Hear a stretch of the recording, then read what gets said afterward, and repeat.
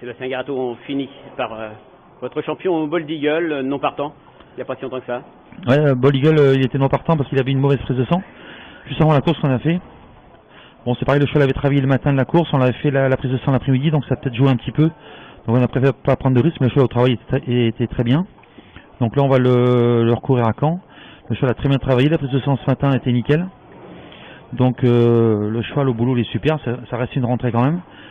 Et je pense que s'il fait sa course, il devrait lutter pour les premières places encore. Il y a Aubryon du Gers forcément à battre, mais à Caen, piste plate, il va aller loin, je pense. C'est un cheval qui a de la classe, c'est un crack, donc si ça se passe bien, et en plus il démarre bien en principe au départ, donc il devrait lutter pour les premières places. Il n'y a pas vraiment de rentrée chez Sébastien Garato et encore moins avec Bold Eagle.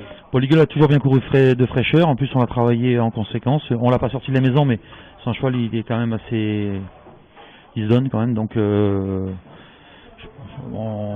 ça va être compliqué de battre le cheval à Jeremy qui est vraiment à 100%. Je pense, en plus il part à l'Elite Cup après, donc il faut qu'il ait lui un cheval en super forme. Nous on espère quand même terminer au moins d'être au premier, voilà, qui nous rassure un petit peu et qu'il n'y ait pas une course dure.